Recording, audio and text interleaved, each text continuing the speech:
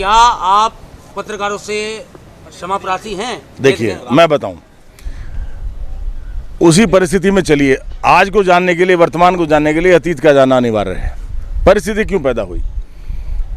कुछ मेरे पत्रकार साथी थे उस समय जो बार बार नेगेटिविटी में बोल रहे थे कि आप, क्या शब्द था वो, बाहुबली, और आप कंट्रोवर्शियल चीज़ें क्यों बोलते हैं। मैंने रिक्वेस्ट की, मैंने कहा देखो भाई साहब, मुझसे थोड़ा वही पूछ लो जो मैंने काम किए हैं, ठीक है, कंट्रोवर्सी पे भी जवाब दे देंगे। तो शायद उसमें कहीं बात बिगड़ी और उसमें कोई बात ऐसी आ गई। मैंने मन से कभी, देखिए, कभी भी अपने पत्रकार भाइयों का अपमान नहीं किया।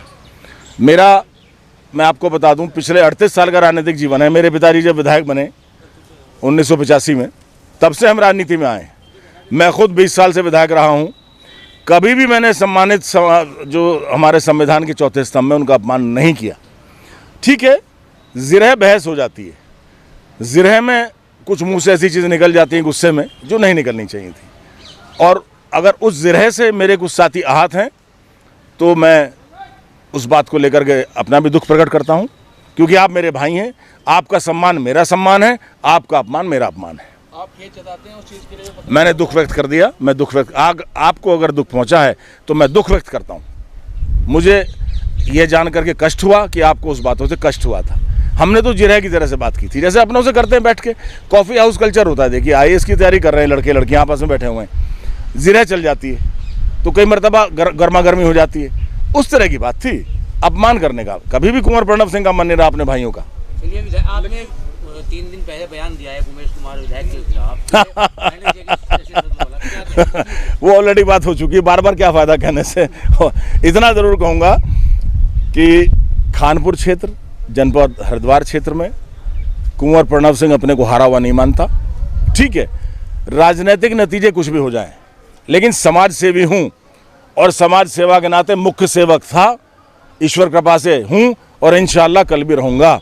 कोई डिगा नहीं सकता, मुख्य सेवक हूँ। प्रेस वार्ता आपने आज बुलाई है, अगर इसको पहले बुला लिया होता तो क्या रिजल्ट कुछ और? भाई साहब, अगरचे की दाल मगरचे की रोटी दुनिया में होती नहीं। ये तो सब एक तरह का मुहूर्त है। आज भारतीय जनता पार्टी का स्थापना दिवस है, मेरा जन्म दिवस है। मैंने कहा क्यों ना भाइयों के साथ खुशियाँ बांट लूँ। खुशी बांटने से बढ़ती है, दुख बांटने से हल्का होता है।